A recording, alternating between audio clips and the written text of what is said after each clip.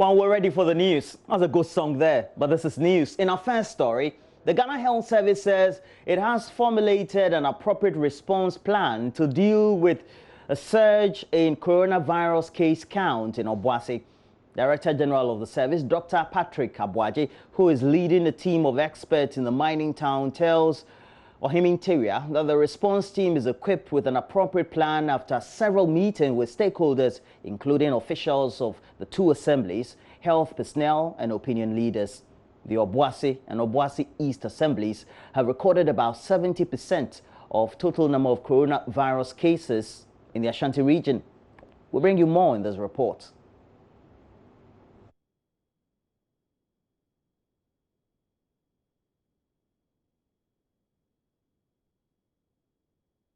We are here to work with a team in the district to look at, first assess the situation and then help them draft an appropriate response, which they're already doing.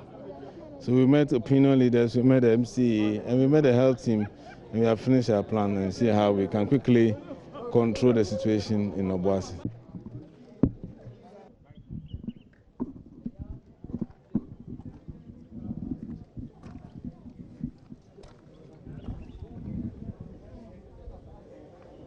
Meanwhile, when a larger percentage of the population is vaccinated, it becomes difficult for infectious diseases to spread. A few people therefore get infected, usually resulting in fast disappearance of the disease over time. Now, scientists refer to this theory as herd immunity. Now, Lava Firm's Kwesi Debra Own has been seeking clarity on the theory and how it applies to disease control under the topic herd immunity, when everyone is protected. Now, in the first of a two-party interview, he speaks with virologists and immunologists at the Kwame Nkrumah University of Science and Technology, Dr. Mohammed Musichelo.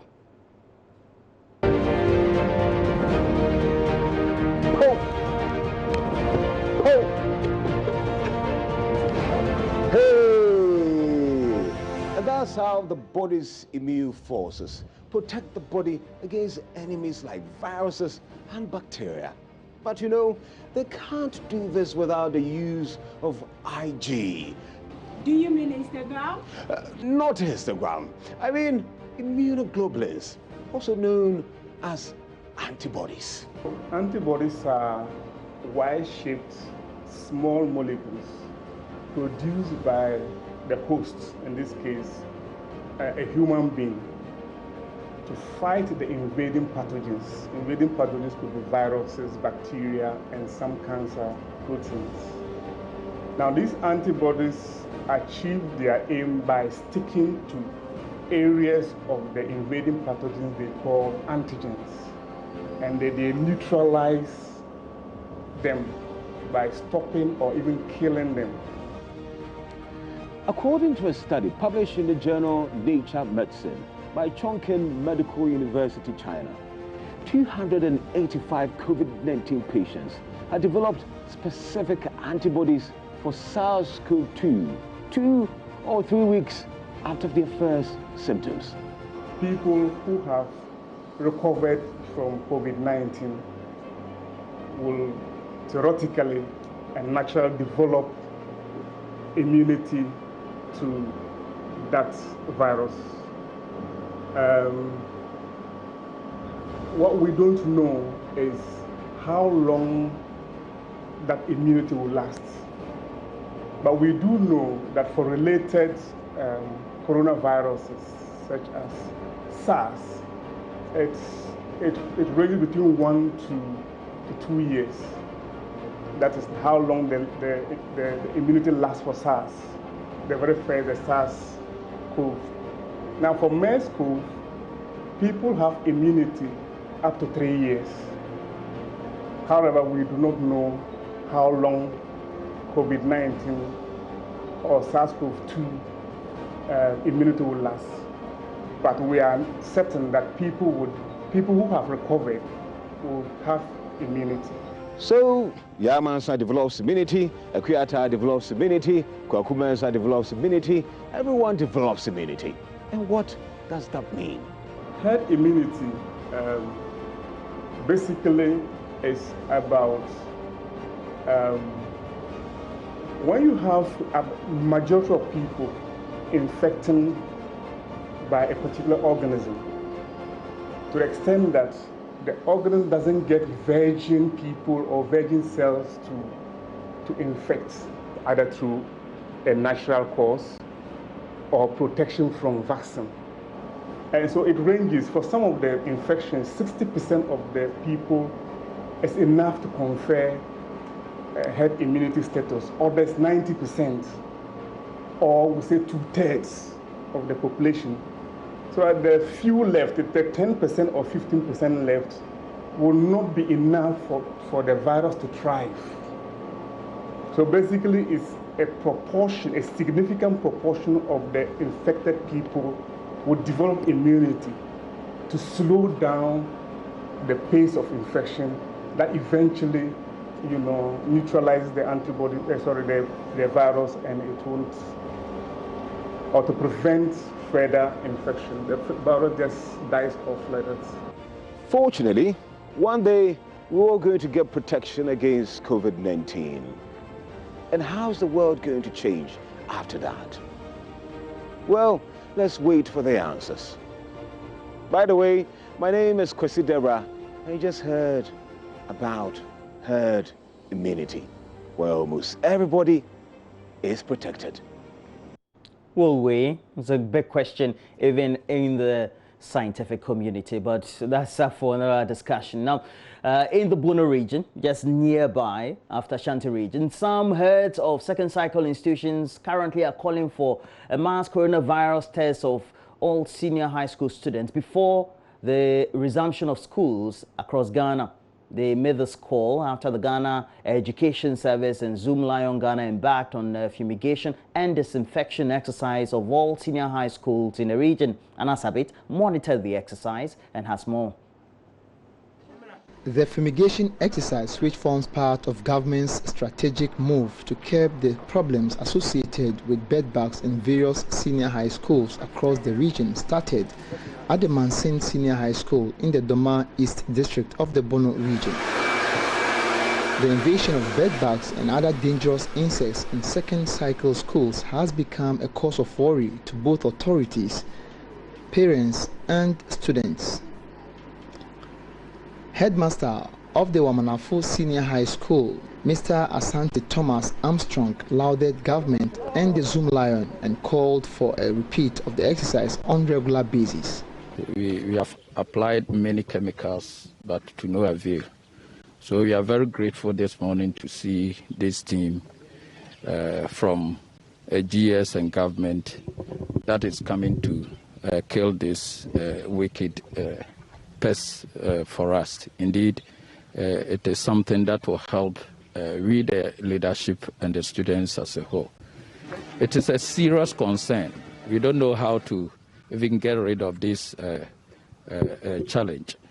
So we thank you so much. And we are very hopeful we'll be seeing you from time to time. Mr. Armstrong called for a mass testing of students when school resumes in order to identify and quarantine infected students. There's something we are thinking about, that even if the coronavirus pandemic goes down, as they come from their various homes, we don't know who is infested. So there should be a mechanism that all students will be tested so that those we see to have the pandemic, we quickly treat them. At the St. Augustine Senior High School in Bekum, headmaster of the school, Reverend Father Hubert Asante Kumi, indicated that the school is preparing towards ensuring the safety of the students when school resumes. We have bought some Veronica buckets and some hand sanitizers with the little amount that we have. So when finally the government gives the go-ahead, you buy more when they come and you'll be able to contain them. He also backed the call for students to be tested before school resumes. Most of our students here are from the north, some from Accra, Kumasi, almost all the parts of Ghana. So in case they are tested, that will help us so that when they come, they will not put any fear in other students. If everybody is tested, then everybody will be free. so that we can go ahead with our educational activities very well. For Mr. Opon Techi Timothy, the assistant headmaster of the Mansin Senior High School, government should find a way of at least accommodating final year students who are currently preparing to write their final exams. If the disease has come down and they are all to come, fine. But if they are not all come, then the front race especially, because for them they are going to write the WASSCE. Reporting for Joy News, Anas Sabit, Brekum. Well, back in Accra, motorists who ply the Tema motorway should have their travel time reduced significantly when the newly constructed Tema interchange is open to traffic on Saturday. Now, the interchange has connections to Accra, Akusumbo, Aflau, and adjoining communities and towns in Tema. And the Ghana Highway Authority led the media on a tour of the project as finishing touches were being done ahead of Saturday's opening. Mamiesi Thompson was there for Joy News. The new Tema interchange forms part of the Grade Separation Project. The contract was signed in 2015, but construction started in June 2018, funded by the Japanese government with approximately $55.6 million through the Japan International Cooperation Agency, JICA. It will reduce travel time and congestion, as well as boost the image of the metropolis. Roland Nikwe is project coordinator of the GHA. Currently, what is being done is tidying up, clearing of sweeping off dust and other things on the road, and then do a few slope grassing works and other things. But that will not impair the functionality of this intersection. It has greatly improved. Looking at it, to be practically less than a minute, you should navigate this intersection, and then you are off to wherever you are going. The commander of MTTD for Tema region, and they will be on standby on the Saturday of the when all the authorities and officials present to coordinate activities to ensure safely opening of the overpass to the general public. Manager of Shimizu Dai Nippon JV, the Japanese construction firm undertaking the project, Mr. Eugene Umera, says despite challenges that were faced, especially in the COVID era, the project has been delivered within schedule. This project is really the big project and a lot of challenge we had. But during almost more than 2 years we worked here, but during a lot difficulties. But that difficulty is also always we get the cooperation from our client. Yes, in particular the Honorable Minister Atta. Yes, and also MRH, JHA, so those, and also around the Tema community, yes, those people also all cooperative. So that's why even this project, is challenging project, but we could finish, yes, safely and on time. So this project we have a 1 year maintenance period. So after 1 year, yes, the GHA. They will take all the maintenance work. Public Relations Officer of the Ghana Highway Authority, Diane Siade, says the authority is impressed with the work done and will ensure it is well maintained. We are very satisfied with this project. You are here and you can see this for yourself. Basically, it's about integration, accessibility, considering road safety, where the pedestrian and motor conflict. That has been solved. We reduced traffic. The travel time has been reduced. So I think our purpose is clear and the nation can attest to that. This project has a lifespan, about 20 or 15 years. I'm not sure, but it's built enough. It has been supervised to meet the standards and to have the lifespan that is projected for it. We are going to be in a deferred liability period for 1 to 2 years. From there, as usual, the Ghana Highway takes over and continue with the maintenance. So, if you use the motorway to Tema, you should experience the new interchange on Saturday. Mamiesi Thompson for Joy News, Tema. Well, this is a good route for me. I live just close by, and somebody who always plies this road when coming to Accra is a legal practitioner, works with the Attorney General's Department based in the Volta Regional Capital, Andrews Adugu. It is your birthday today. Do enjoy your day. It's also from your wife as well and the rest of the family. And I tell you, have a good time. Your lunch is on me. Right, so I'm traveling to Ho today, and we'll have some great time. Social distancing observed. Also, today is your birthday. Kwabena Chenchenhene Boateng used to be an anchor here as well as an editor. I wish you well for currently your managing news editor for ABC Television and also ABC News GH. Do have a great day. What a way for us to celebrate. But the weather has got to be good. We'll get the latest updates after this. When we come back, myself, Mamavi, and the rest of the team, Evans, as well as Israel, all of us on the bill to look at what stories occupying the front pages of the newspapers.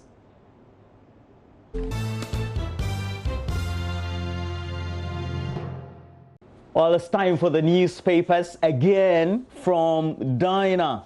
Dinah Poe, your wife. And this is your birthday today. So, Andrews Adugu, you work with the Attorney General's Department. You are in the Volta Regional Capital, and Dinah says that Charlie, more love for you. Your lunch is on me, but Dinah is preparing dinner this evening, so it works out. Somebody also celebrating the birthday today is Nanaya Jesse, Senior Lecturer, Kufuor Technical University. Known well by Mamavi also. Roland, it's not his birthday, but I'm sending a lot of love to him. He's a very special friend. So Nanaya Jesse, who is my friend and mate, who is a senior lecturer at the Kufuor Technical University. Fantastic. But there are two other persons who are celebrating their birthday. They are also very special friends. Frank Natetete and Eugene Max Asari. Happy birthday to you both. Enjoy the day today. Yeah. You're forcing a birthday on Nanaya Jesse. Eugene is celebrating the birthday. It's Eugene's birthday. Too. And Frank as well. Oh, okay. Yeah. Kwabena Chenchenhene Boateng is also celebrating his birthday, yeah. Kwabena is a sweet I heard the shouts. Very mischievous, but Charlie, he's good. If the bars were open, I would have said, some drink up or something, but Israel also has the wife celebrating, Louisa celebrating the birthday today. Israel. Ooh. Easy, baby. Oh my God, and we can't hear anything he's saying. Somebody is sabotaging you, Israel. Why is Roland forcing a birthday on everybody? Oh, it's not Louisa's birthday? It's not Louisa's birthday. Oh, Roland, where did you get that false alarm? I think that was fake news. I saw it on Facebook. Fake news. You know it's fake news. You know it's fake news. How is she, by the way? You know how Donald Trump says? She's doing good. Nice. Still doing my makeup for me. Yeah. She's your makeup artist? Do you pay for it? Yeah. Well, yeah, in kind. All right. Do we have Evans Mensah joining us as well? Not yet. All right. So, Israel, I understand you are doing the Statesman and Observer. Yes. Okay. So not yet. The daily. Not yet. Relax, Israel. I control things around here. And this is the only time I become relevant. So, and Mamavi, you're doing.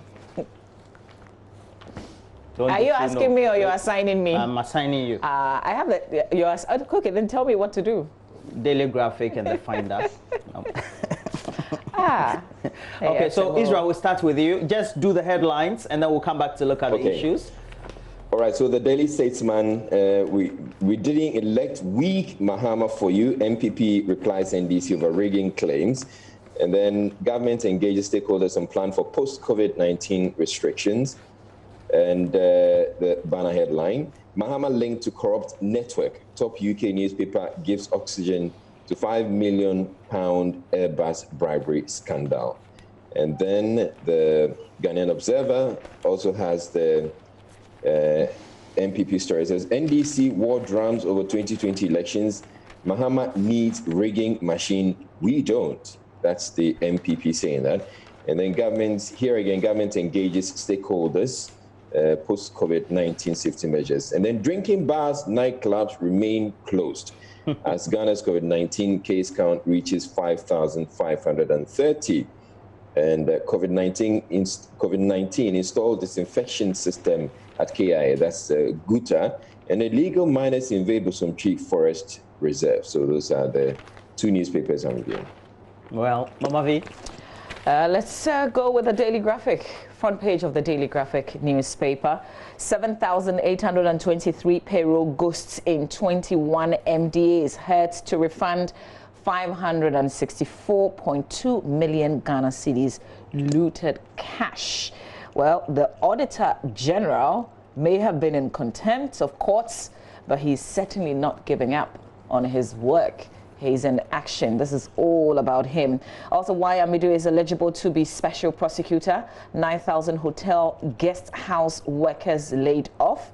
NPP NDC haggle over electoral roll. And then there's a picture on the front page of the paper. It says, replace these drain covers. Drivers plying the Castle and Adabraka official town roads have called on the city authorities to, as a matter of urgency, replace steel drain covers which have been removed, consequently exposing vehicles to danger and accident. And they say for more than 5 months now, some unsuspecting drivers have had their vehicles damaged after running into exposed manholes on parts of the roads, especially at the Aponche Junction at Adabraka, as a result of the fact that their steel covers have been removed. Well, one thing I know, sometimes the authorities are just waiting for the media to highlight and then they will fix it. So trust me, this will be done before next week, or next week it will be done. You see the graphic reporting that it has been done. I don't know why sometimes they just want the media to put the spotlight on something that they see before they fix. Center spread, rising spate of COVID-19 infections could delay easing restrictions, according to the health minister, who says don't talk unnecessarily. Don't sing if you have nothing serious to say. Just keep quiet. Council of State donates to COVID-19 fund. GIS arrests 36 illegal migrants in Western region. Well, all the other things I said is not part of this story, only because I listened to him yesterday. So I'm just paraphrasing some of the things he said. On the back page of the Daily Graphic, Tema Motorway interchange open to traffic. New Jabbing South, Vivo Energy provide water for markets and lorry stations. Let me do my last paper, which is The Finder. Front page of The Finder on COVID-19. Morgues congested as families await lifting of restrictions to organize elaborate funerals. Government engages various stakeholders on post-COVID-19 safety measures, according to Information Minister Kojo Ponkroma. What is in the 2012 voters register for NDC? NPP poses that question. NDC accuses ECNIA of conniving to rig 2020 polls for NPP. And Dr. Macaulay supports Muslim chiefs as they fast. And by way of headlines, that's how the Finder looks today. Okay, let's the Daily Dispatch has on the front page, Deputy Attorney General's take, delaying the elections would require a constitutional amendment. That's on page 2 of the paper. NPP will win 2020 polls with or without new voters register. Peter McMenu, campaign boss for 2020 NPP campaign. Many surprised as Health Minister drops bombshell. That's how it's been captured by the Daily Dispatch newspaper. Government does not believe in lockdowns. The virus is going to be with us for a long time. Cope. The Ghanaian Times, that's on the front page. Big contact tracing, testing begin in Tema. For those of us who live in the hotspots, we usually are more careful than we used to be, because it's always important that when these announcements are made, you're cautious. Yeah, tackling 533 positive cases at fish processing plant. Up there, we do have on the front page of the Ghanaian Times again, Tourism Minister orders drinking sports nightclubs to remain closed. And then they give us the latest update of the cases. Front page of the Daily Guide, Mahama $5 million Airbus scandal pops up in the UK. That's the Daily Guide front page. NPP has no rigging plans. Also on the front page of the Daily Guide. And Amidu's daughter exposes Ayariga lies. But we have a picture of the son, a quote from the son of, it was about an actor And if you read the story, it's quite fascinating. Had declared bankruptcy at some level, but owns a 400,000 pound house as well. And there was all this link because he was friends with one of... Anyway, Israel and Mamavi, what are we looking at? All right, so I would... I'd like to go actually into the Daily Dispatch newspaper because there's some stories, some interesting stories there. Particularly the one having to do with the Tema, the fish processing factory in Tema opening. I think we should, you know, we talked about it in passing sometime a few days ago. I think on Monday or Tuesday. I think Tuesday. It turns out that the company is now operating. What I'm excited about, or what I'm happy about, as I read from the Daily Dispatch newspaper, is the fact that the company has decided to partially reopen. But then they're saying that they are doing this because they don't want a situation where they're going to have another spike in the cases. And I'll read a bit of that to you. So the company, which closed on April 17 after an employee tested positive, reopened on Monday. So there was a reopening story that came up with a limited number of employees who had been cleared to carry out maintenance and clear backlogs. And there's a quote from the company, which is Pioneer Food Cannery Limited, by the way.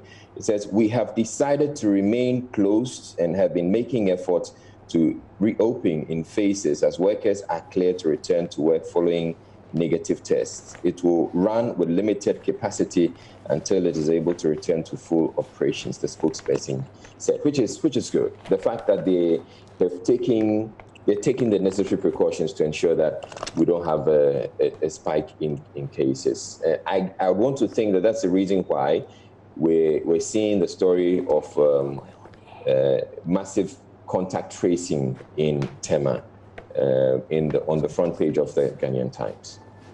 Yeah, it's quite an interesting case, and knowing that these number of people within the factory had been infected, 533, even when the story was raised, we were concerned about the category or the demographics of people who usually work in factories, especially in that enclave or even in the industrial area of Accra. And they usually don't live in plush neighborhoods, in congested communities. It also means that they tend to interact more with people that you can't trace because you can't know their location. More difficult to trace. Exactly, exactly. Because, and I know many people who have worked not only at that cannery, but also other related companies around the Tema industrial zone. And you get to find that they undertake shifts.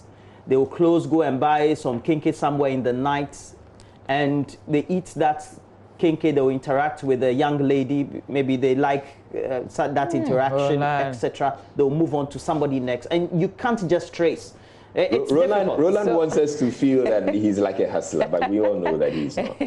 But you know, yesterday the health minister did indicate that it was actually contact tracing that led them to the factory, which I thought was very revealing. And to think that one person that they were contact tracing led them to over 500. We need to take the precautions seriously. I doubt apparently the number has actually gone up from 533 because they were retested. So, yeah. Well, we just hope that we have this under control, seriously. Yeah.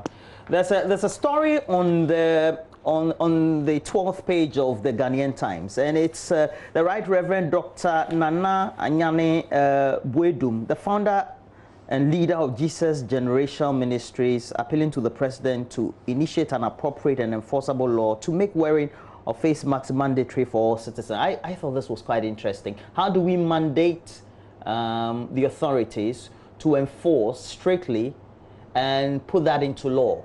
And I don't know, I'm thinking wearing a face mask should not be engraved in any law. Rather, it should be more of a behavioral change, attitude, and then education that will compel people to find it more persuasive to be wearing face masks, because that should be the way it should go.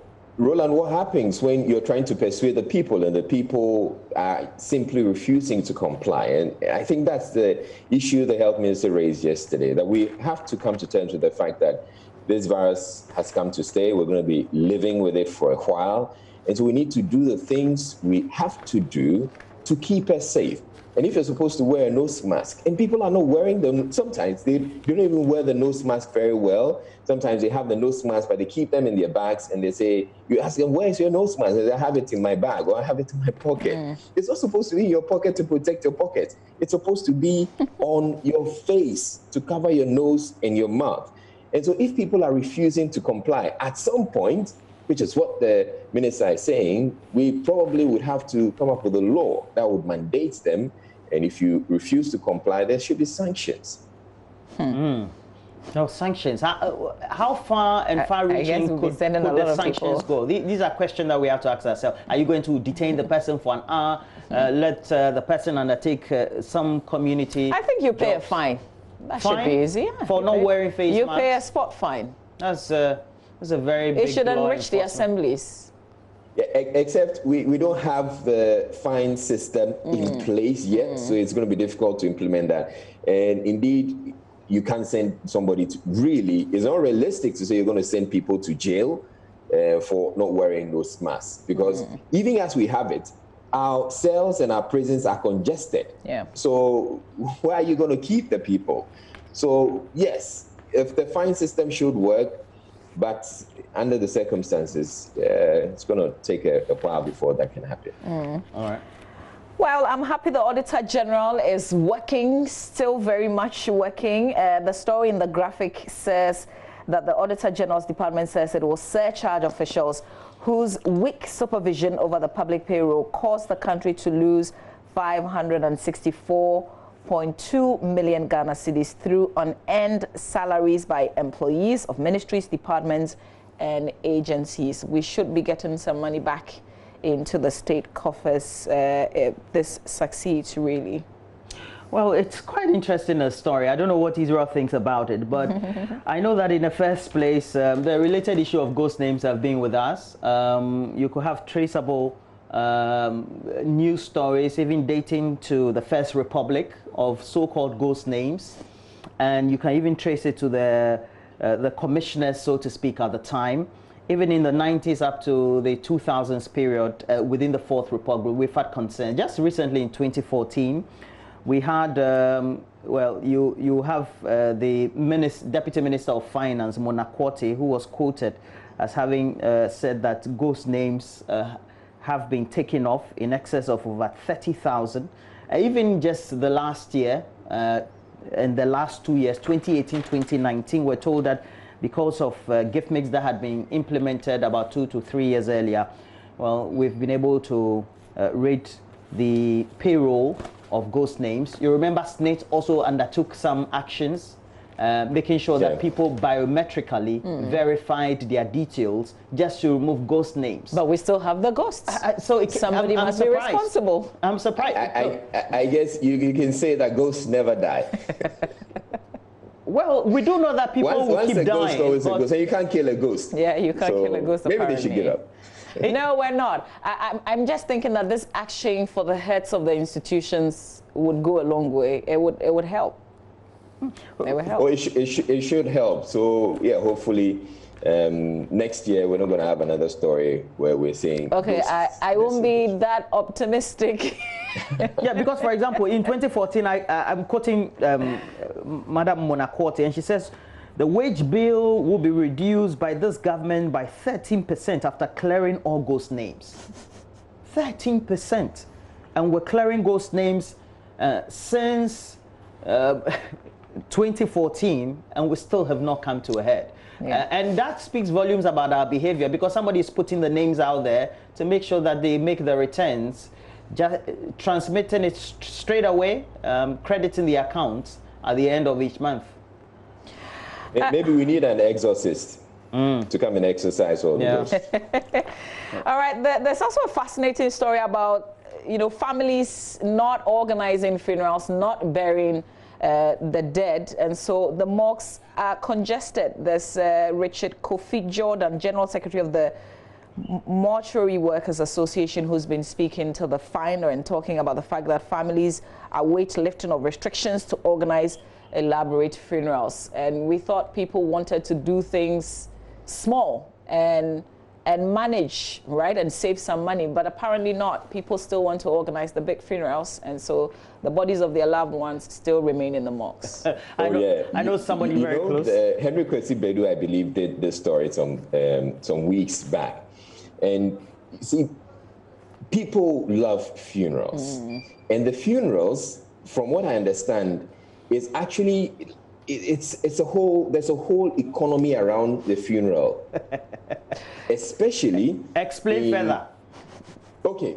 So if you go to, apparently if you go to a rural community, or, well, not necessarily rural, but people expect that if there's a funeral, and the funeral has to happen in the hometown, the person's hometown. And that's why they always insist that the funeral should come home, the body should come home.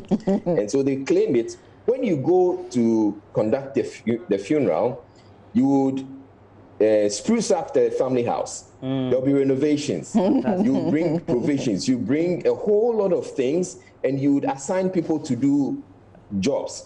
So somebody has to do this, somebody has to do that. And all through, I mean, by doing that, they also get something into their pockets. And so as for funerals, they have to be big so that people can, you know, have something around it. But if you have a small funeral, you know, private one, everything quiet, family doesn't benefit. The extended family doesn't benefit. That is the reason why they don't want small funerals. The funeral has to be big. But apart from that, you also know that people want to, if the person is prominent, even if the person is not prominent, they want to make a lot of noise about the fact that the person is passed on. And so word has to go out that this person has died, and the donations can come in. I see. We're just having this discussion with a friend 2 days ago, and it's because somebody I know had the father passing before the lockdown period. And up till now, the person has not been buried. And I asked my friend, why haven't you buried your dad? And he says, my dad, to bury him in this period. And you know, look, all of us will travel to his home states. But things won't be the same, things will not be the same even if we lift the restrictions. It won't be the same. We will still be social distancing and wearing the mask. You can't be sure that everybody that you invite to a funeral will show up. Are you sure? That's true. That's true. It won't be the same. But they would rather want to wait and see if they want to wait till it happens. Yeah. But yes, for now, it's not really a good idea for some of these people. Well, our time is up. Let's check out what's on my jawline. Yeah. There's a story you want to look at? Oh, it's just the tangle or the back and forth between MPP and NDC over whether the EC should conduct voters register, etc. I wanted to pick Israel. We'll find it on my jawline. So let's go through my jawline and then we can have a jabs at each other, and I found out quite interesting. The NDC came in to say something, and then the MPP comes in and says, so the MPP says, the NDC says, why are you so fixated on having a new voters register when you actually won without, you know, needing a new voters register or with the old register? Then the MPP also comes in and says, why not? Okay, so why are you also so fixated? What is it about the old voters register that you can't seem to let go? And I think it's interesting, this banter between the two. We'll find the press conferences held on myjournline.com back to back. 24-year-old social media influencer arrested for spreading fake news. We've shared that story with you here on Joy News. Ghana's COVID-19 case count is now 5,600 okay, am I reading 530? Roland, please help. Okay. 5,530. Yeah, 5,530 with some 674 recoveries so far. We also do have our situation would be dire if spread of coronavirus isn't stopped That's Health Minister. Other stories are also there about pregnant policewoman injured after a vehicle rammed into a police station. But the story about the abuse of the 3-year-old and the father who abused that son is to go for psychiatric evaluation. And other stories all on the portal, myjoyonline.com. Well, coming up on the AM show this morning, we're talking about how safe is intimacy with a partner, particularly at this time. You know, we try to get it clear on the kissing and sex, but we wanted to expand the conversation a bit because we know people worry about some of these little stuff around this time. How safe is it to kiss? Some of these little, please. little what? Mama V. Okay, so I mean, I'm saying little, but it's not really little. How close can you get to someone around this time? I mean, are you asking Israel how? I'm asking you. I'm asking all of you. Israel, how do you do it? How do you have sex?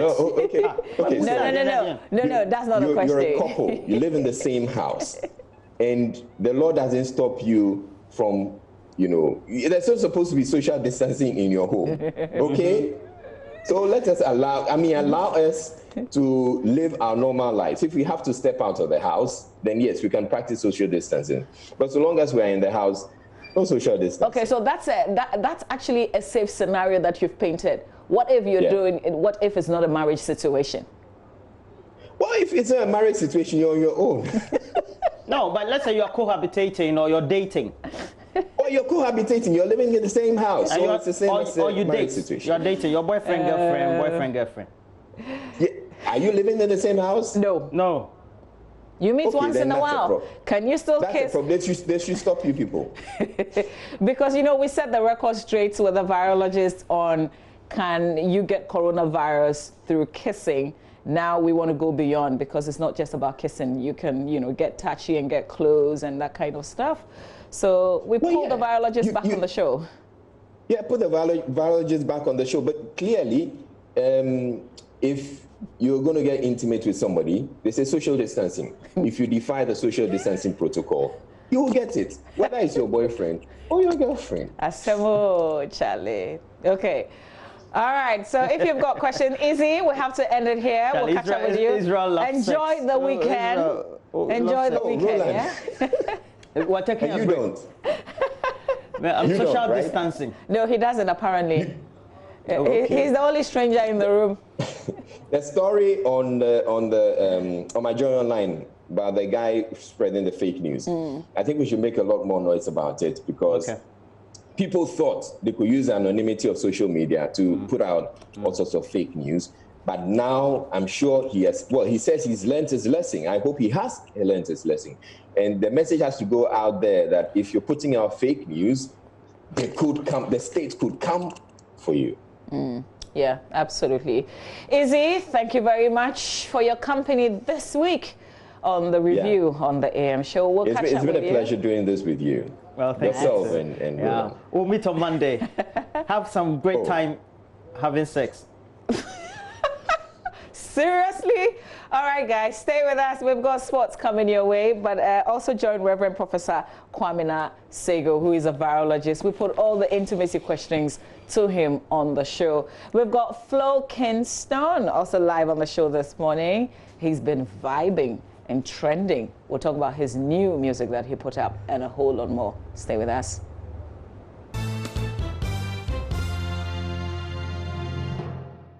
Hi there, it's a Friday morning here on the AM Show. My name is Benedict. It's always a pleasure joining you on this platform. This morning we've got a lot to talk about here on the show, and we start here on the local scene. And the Ghana FA Executive Council has taken a decision to form a 5-member committee for the implementation of the transitional provision on the number of participating clubs in the National Division 1 League. There's more in the following report. The decision to set up the advisory committee is in compliance with Article 81, subsection 6 of the GFA statutes. The statute states as follows: the number of delegates representing the Division 1 League shall be reduced to 18, down from the current 48 at the latest by the end of the second football season following the adoption of these statutes. The 5-member committee will be made up of 3 persons nominated by the Division 1 League clubs and 2 persons from the GFA. The ad hoc committee would also advise the Executive Council on the format, the possible name of the new 18-club Division 1 league, the phases of the implementation, whether or not a 3rd-tier league will be required, and its formats. Though the implementation is after 2 seasons, the Executive Council wants to start the process in time so that the engagement and consultations will be extensive. Now, let's do swimming. And young Ghanaian swimmer Nubia J believes her development in the sport will not be hindered despite the current health crisis, which has prevented her from training. Well, Joy Sports Mubarak Haruna has the rest of the story. Nubia J was the star at the recent Ghana Zone 2 Swimming Championship held in the country. Her superb outings at the Trust Sports Emporium International Pool helped Ghana finish 3rd in the championship with 28 medals. Following her impressive showing, Nubia was keen on building on in subsequent swimming championships. Improve my time, get better, and just move forward with all my individual strokes and relays. I'm just taking it one step at a time, just hopefully just improve and just see what happens. Unfortunately, she's not excluded from the effects of the current health crisis. COVID-19 brought all sporting activities to a standstill. The 17-year-old has been speaking to Joy Sports. Swimming, I guess I'm out of the pool. It's a bit different, but it's fine. Has the corona affected your training regimes? Yeah, it's affected it in the pool, but out of the pool, I guess it stayed pretty much the same. So it's not too bad. Do you think this corona outbreak will impede your development? I would hope not. I guess all we can do is just hope that I do the best that I can after this and just see what happens. The coach of the Ghana swimming national team, Abiu Jackson, echoed Nubia's optimism, saying her fledgling career would not be hampered. Indeed, everybody has stopped, and we probably will all start again in a month or 2, hopefully. Whether it's 3 months from, we would all start and continue from where we left off. I have no doubts that Nubia, as well as all our Ghanaian swimmers, will pick up from where we left off. Nubia has been touted as one of Ghana's best swimming talents, expected to hit great heights.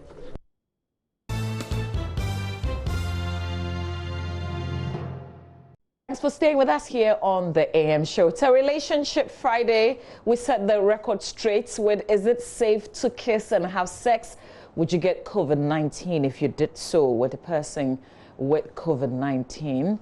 Well, we thought we were expanded a little bit on our Relationship Friday segment here on the AM show, and even asked the question, how safe is intimacy with a partner around this time?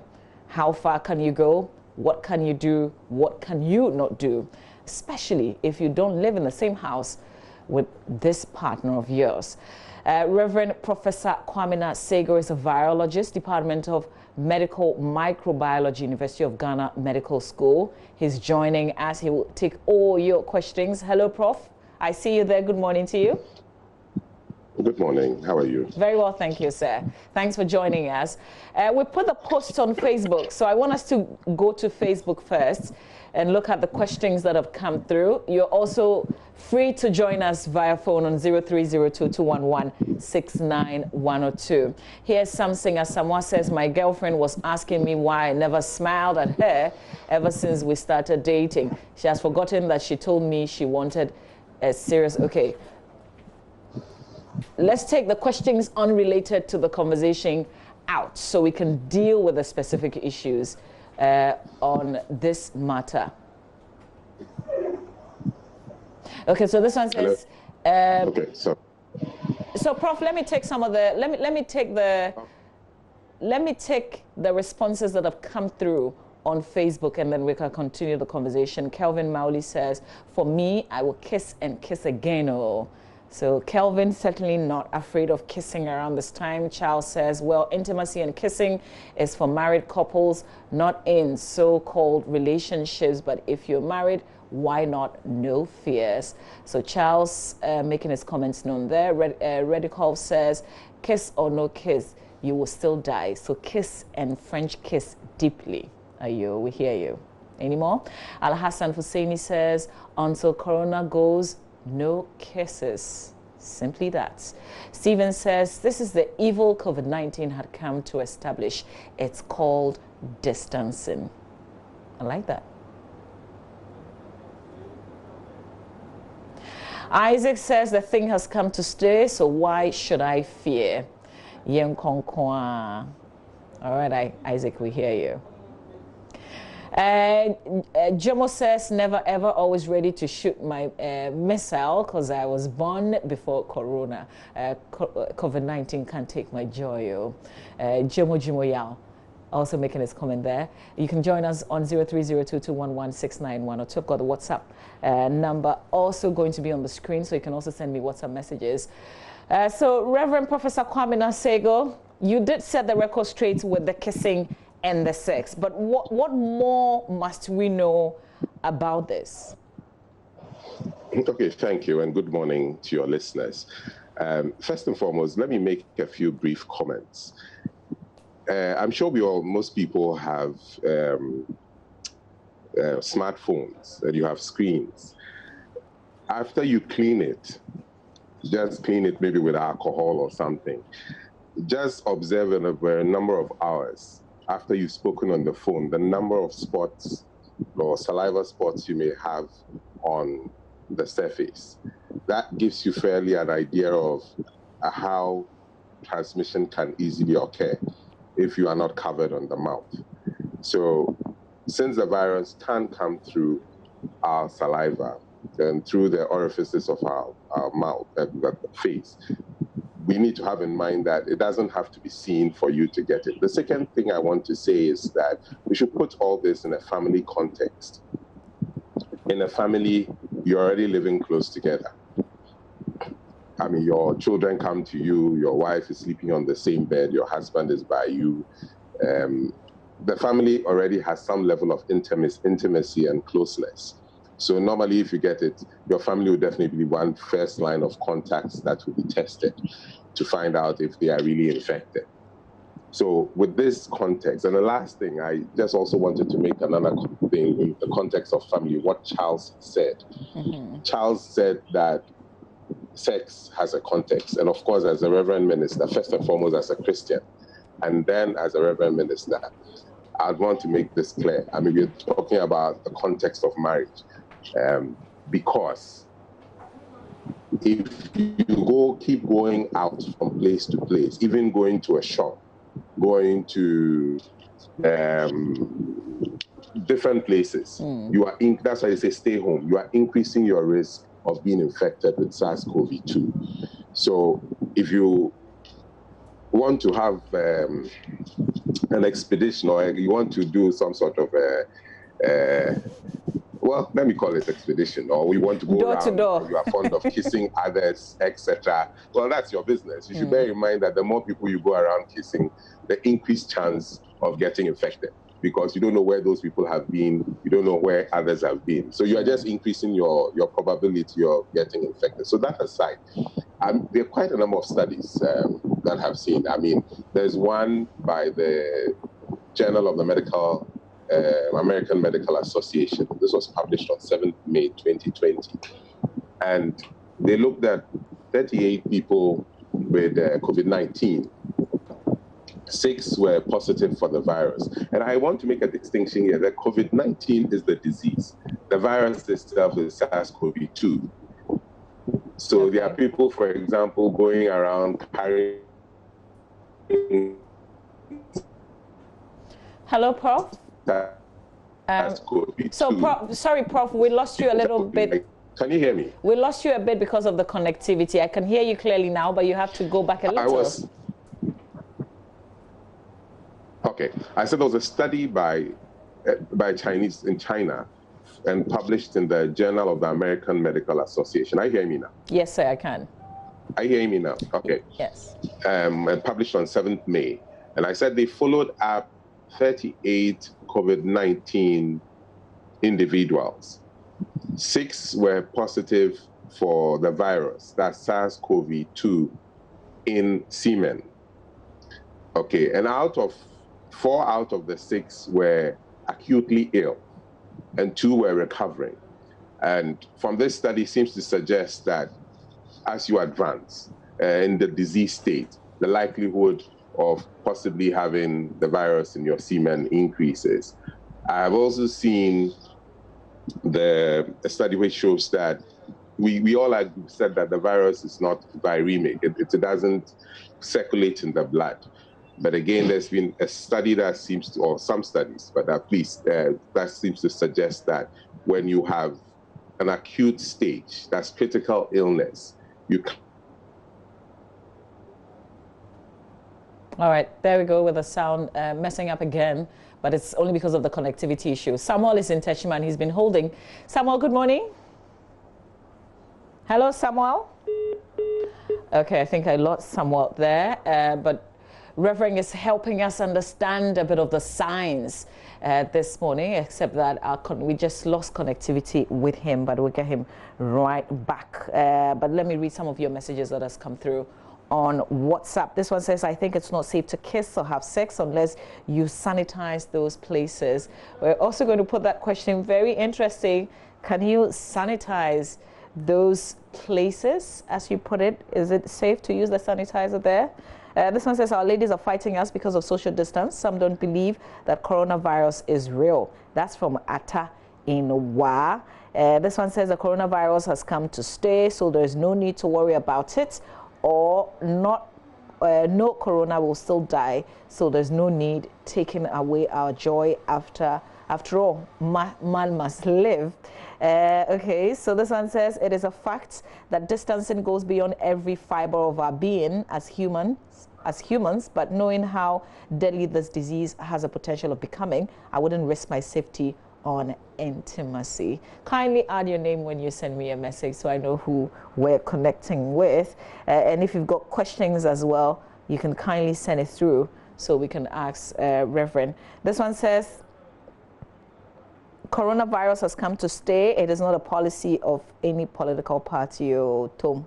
All right, I don't know where the politics came in from in this comment. But Rev, do I have you back? Okay. Is this Samuel we have back? Yeah. All right. Samuel, good morning. Yes, sir. Let's hear you. Good morning, Samuel. I can hear you. Go ahead. I'd like to say, in many African countries, on the borders, they are checking truck drivers. These people are passing through Ghana freely, coming in from Burkina, Niger, and Mali, the truck drivers. And these people are bringing the problem into Ghana without notifying. Okay, Samuel, here's the thing. You're saying it as a fact. But if you've got concerns, is it a concern that you're raising? But the way you're putting it, you sound like you're saying people are coming in with a disease. You can't say that categorically. Okay, can we take Samuel off the line, please? We can't get him making wild allegations like that. I would appreciate it if there's a comment that you want to make, if you want to ask questions on COVID, even not related to this relationship conversation. I would appreciate it, but don't make wild allegations that we can't substantiate on the program. So apologies to you, Samuel from Techiman. I feel your passion, but you've got to tone down. All right, so you can also give us a call on 0302-211-6912. On this specific issue, please stay in line. We're dealing with this issue of intimacy. Daniel is in Takwa. Good morning, Daniel. Good morning. Yes. Yes, Daniel, you're good? I'm good. Nice. Okay, so is it a concern you have? It's a concern I have. And what I have to say is that people are really taking this virus for a joke. But the reality on the ground is that people are really dying with it. And it's a joke to die. So if somebody has a girlfriend, I think the person should really give a break for now. And after the pandemic, everything can come back to normal. It is not, we are not in normal time. So anybody who is in any illegal relationship should be able to, in fact, that is how I have to put it. The person should be able to understand that times are not the same. Okay, but so Daniel, you've also heard that, Daniel, you've also heard that the World Health Organization say we may have to live with this disease. So for how long can people hold back? Well, we still have, for now, we have to hold back for a while. The World Health Organization, I think, is an organization where there are human beings. And everybody now know they are experts, but I can say that they are not God. So whatever anybody has now to say might be a prediction. They cannot completely tell that the virus can be there with us, whatever. Okay, so are you holding back or you are married? I'm not married. So you're staying apart? Exactly. Okay. Exactly. All right. Very interesting. Daniel, thank you for opening up and sharing. Let's hear from Kwamina. Kwamina is in Kumasi. Good morning to you, Kwamina. Good morning. Yes, I want to ask you to relay this to the Chamber of Mines. The workers in the mining companies are not allowed to go home. And therefore, for about 2 months to 3 months now, they are not able to see their wives and their kids. Okay, wait, hang on. Are you saying the workers in the mining companies? Yes, please. Which specific area are you talking about? All the mining companies, Anglo Gold, Newmont, Adamus, all of them. They are not allowing the workers to go home? Yeah, because they don't want them to contract the disease. And now this is a situation where we have to live with the disease. So how long are they going to keep the workers here from their families? Are you a worker yourself, or you have personal relations in there? I have personal relationships there. Okay, all right. Okay, well, thank you for the information. We'll do the necessary follow-ups and get the responses. Desmond is in Bolga. Good morning, Desmond. Yes, good morning. I'm Desmond from Bolga here. Sure. Let's hear you. All right. Actually, concerning on this issue, I think it's actually an issue we are all supposed to take so serious in a such a way that most of our youth just think maybe COVID-19 is still just like a joke. And it started just Les, who has been arrested yesterday for this kind of misinformation. Possibly there are other people who have less idea about what's going on. And I think still our public education must still go on. Okay. So are you staying away or you're married? I'm single. I'm staying with my parents. Okay. Yes. So you're not doing any intimacy stuff? No. Is it because of COVID-19, or that's just your principle because you're not married? Yes, that's just my principle. Okay. And I live with a very respectful family, and I keep that. Okay. All right. Okay. Thank you for sharing, Desmond. Let's hear Isaac. Isaac is in Adesso. Good morning, Isaac. Yeah, good morning, Mama. Good morning, Isaac. I hope you're good. Yes, so great. Well, thank you. So, are you staying apart? Answer my question. Are you staying apart or you're married? Oh, I'm married. But okay. I'm not living with my wife. She's at Tema, and I'm at Adesso. Okay. All right. Go ahead. We're my listening. concern is, with regards to the washing of hands, it's like the nose mask issue is replacing that one. And people are not washing their hands at all.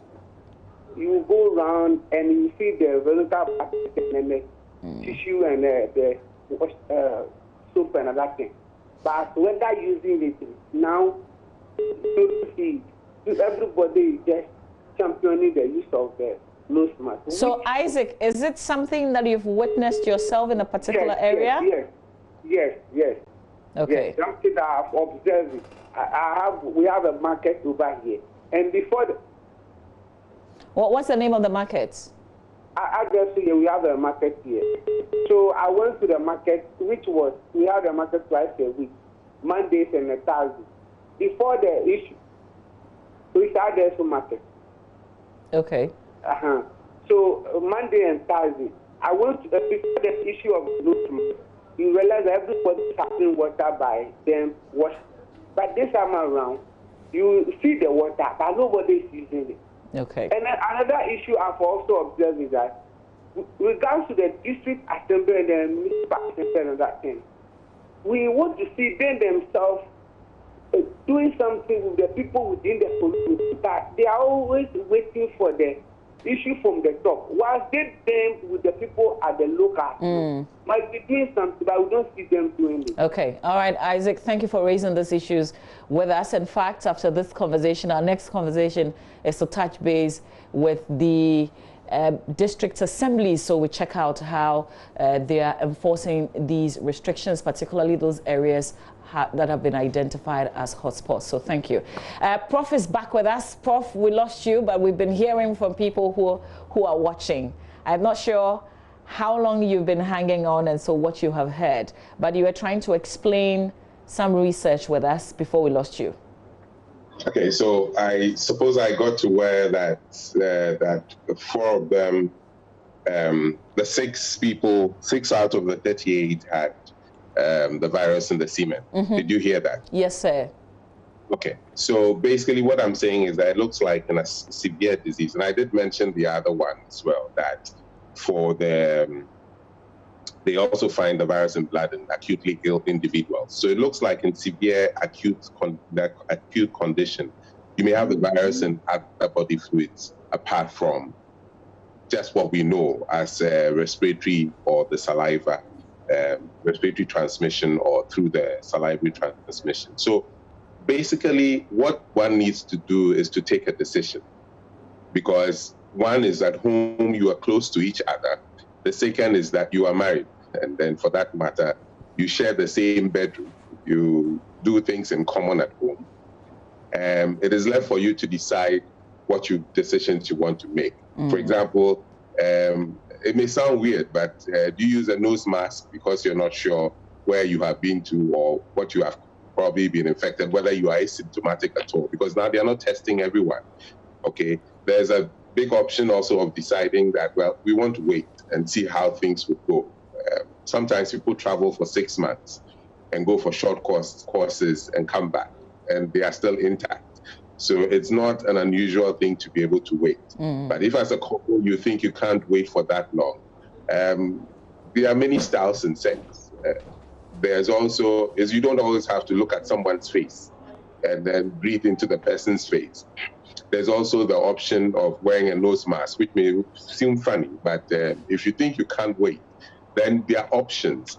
I heard one of the callers complaining about the market. Mm-hmm. Let me say this. I think that what we need to get is, how does the virus behave and how is it transmitted? Once we get these basics right, we wouldn't expect government to come and tell us everything we need to do. Mm. So, for example, if you are going to have sex, they should come and tell you what you should do. You know how the virus is transmitted. You know that it can come through respiratory secretions or salivary secretions. And so you want to avoid that from coming into contact with that individual, your wife or your husband. So what do you do to prevent that? These are basic things. Or you go to a supermarket and you're going to buy something. You don't expect government to come and tell you that clean the handle before you hold it. And when you finish everything, sanitize your hands. We know that virus can stay on objects after they come from our body. So we need to know the basic things so that we can take the basic precautions that we need to take. Rev, somebody raised the issue of sanitizing places before you get intimate. I don't know how that is going to help. Well, of course, generally people will say that before you get intimate, you came from town, you are sweating, so people want to have their bath. That is fine. But in terms of sanitizing places, the virus is coming from your respiratory tract. It's coming from your mouth, it's coming from your nose. I don't think you're going to go inside and sanitize your nose and then come out. It's not realistic. You can't sanitize places. But normally people want to have a bath first. That is understandable.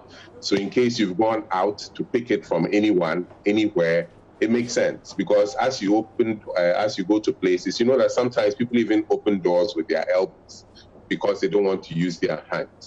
So it makes sense to have your bath. So that assuming you have the virus anywhere on your body, at least you wash it off. So it makes sense. It has some scientific basis. Okay. But in terms of sanitizing your genitals or your mouth, I don't know if you're going to pour sanitizer into your mouth, okay? And then again, I've just been told by my wife. My wife actually is an obstetrician. She just sent me a note. She says that you don't never put sanitizer in your vagina or your mouth. I mean, this is an emphatic statement. Okay. Do not sanitize your vagina or your mouth. Don't do it. Okay. It doesn't help. There's no scientific basis, and it won't help you. It will rather cause irritation. Yeah. There was also the issue of mouthwash. Was it? I saw it somewhere on social media about using the hand wash, the mouthwash before kissing. When the virus has infected the cells in your mouth, and you use mouthwash, it doesn't help, because the virus is coming from the cells. It may reduce what is in your airwaves and your mouth at a particular time, but sex is not a 5-minute go. I mean, then you are just satisfying your pleasures. But if you do it for a period of time, the chances are that there's no evidence that as you breathe, the mouthwash will continue to help. Because mouthwash itself, a hydrogen peroxide, yes. So you may reduce some quantity. It doesn't mean that everything will be completely taken away. So I wouldn't suggest that we should use, yes, because the mouthwash on the market, the amount of the amount of chemical in there that can kill the virus may not be sufficient to be able to do that. Okay. All right. Let's take some more questions and comments on WhatsApp. This is from Obed. Obed is in Banana Inn. Obed says, hey, why are people being so negligent? Sex and die untimely or live to fulfill your goal. Guys, be wise. Now, death is no joke. With the hashtag, let the wise hear. Obed, thank you for sending this message. This one says, I think COVID-19 can't take our enjoyment like that. Something can be done about it. Suleimana Mohammed in Kintampo North sends this message and says, and even if after playing romance with your lady, man, you still sanitize those parts of the body. So the sanitizing those private parts is also coming up, but we've heard it strongly. It is not safe to sanitize your penis or your vagina. That's clear. So you have to take it. This one says, someone from Mankasim says, no, as Samankesi says, as the virus is now going to live with us, like the other diseases like HIV, diabetes, etc., we just have to observe the protocols, practice strict personal hygiene, and have positive mentality. I believe with God on our side, we're more than conquerors. That's Isuman from Asamankesi sending this message. Here's another one says, please, the COVID patients sneak to a town from Kumasi. Okay, and I'm not going to continue, but it's information that we're going to cross-check before we share on air. This one says we can kiss after COVID-19, so please distance. Distance is the key, you see. This one says, I'm Prince from Koforidua. Can you find out what is, okay, not exactly related to this conversation. This one says, kindly ask Prof whether he's head of the vaccine. Is that the question you're asking? It's not very clear. His head, kindly send your message back. You're linking it to Malawi and stuff, but make it very clear so I can read it and not make mistakes. This one says a lot of people think that,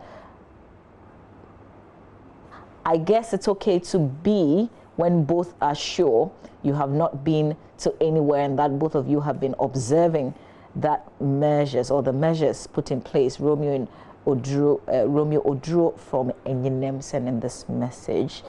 Okay, this one says,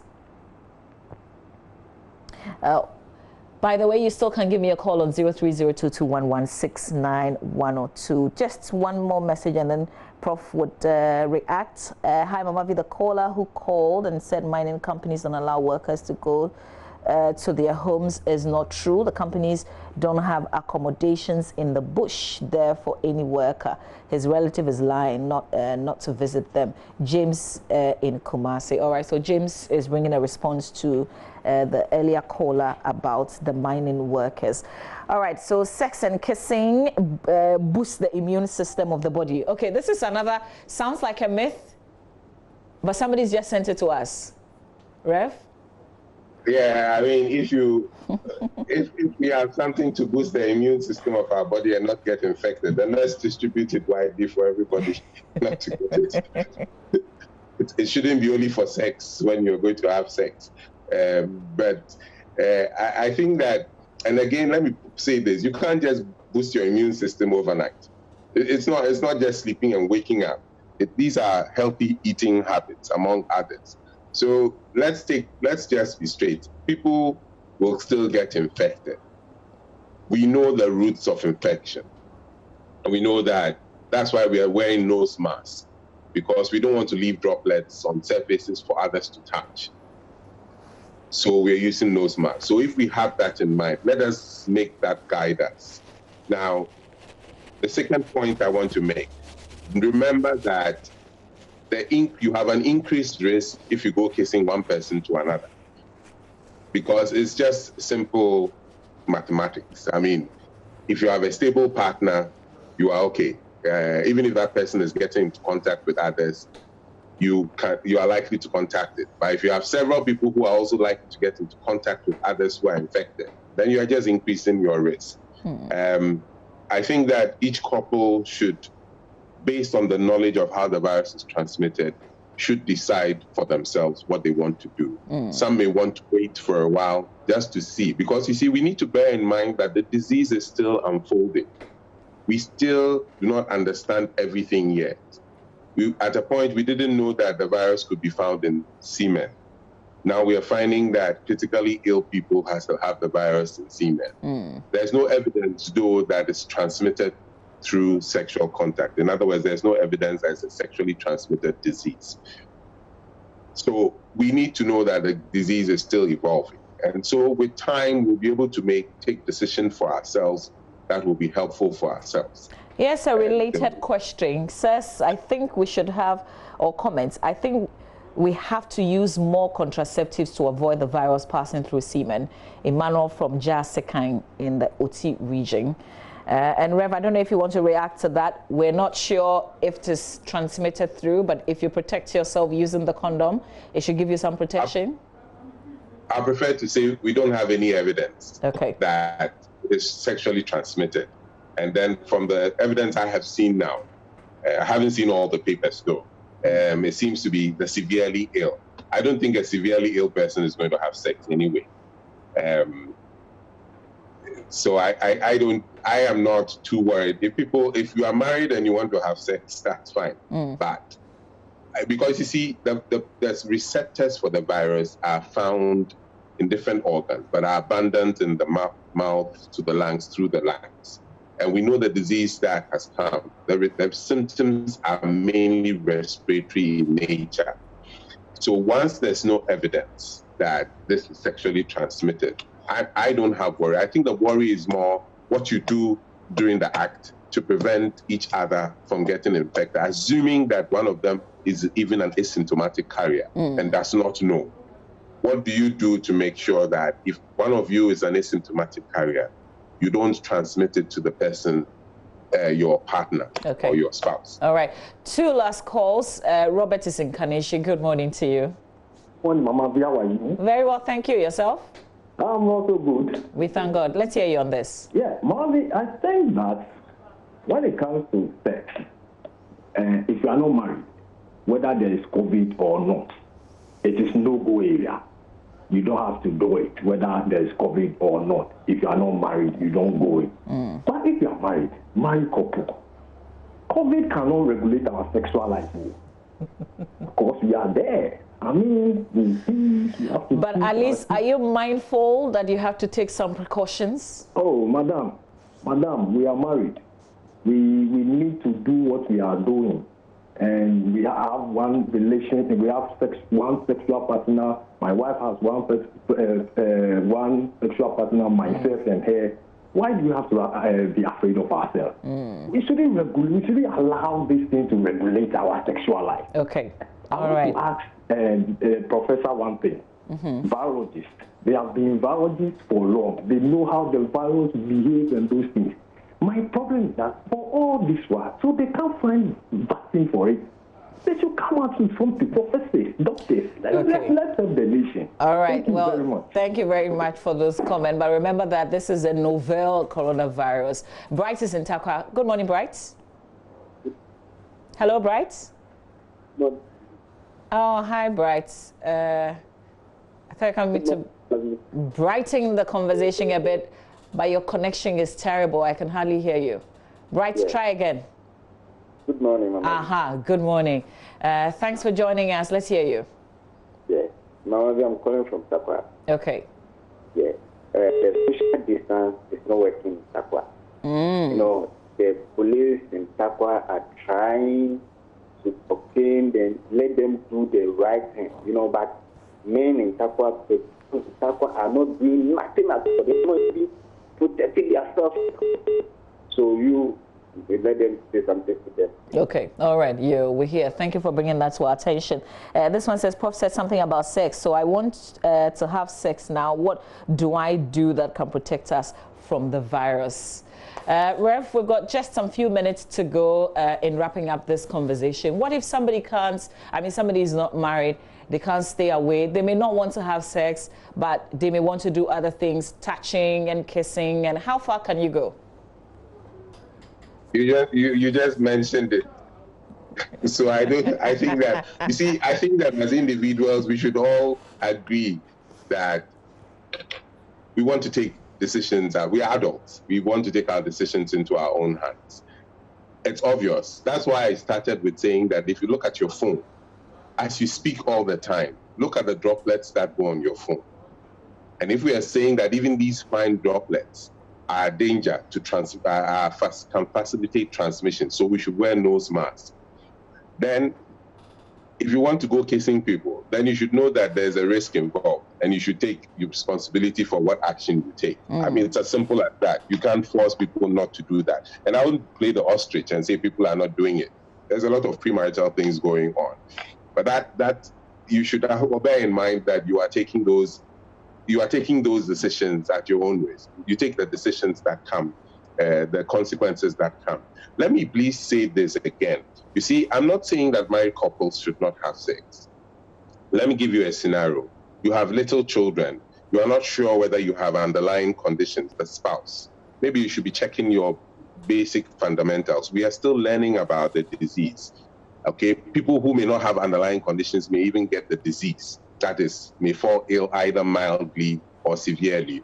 Assuming that both parents leave the house, have you ever asked yourself who's going to take care of your children? So there are practical things involved, and every family has to take a decision for that. Okay. If you think you get somebody to take care of your children for you, if something happens in the event that both of you are taken to the hospital to take care because your conditions are such that you have to be put on a ventilator or you need hospital care, and that they can't take care of you from home, then immediately you ask, then who takes care of my children?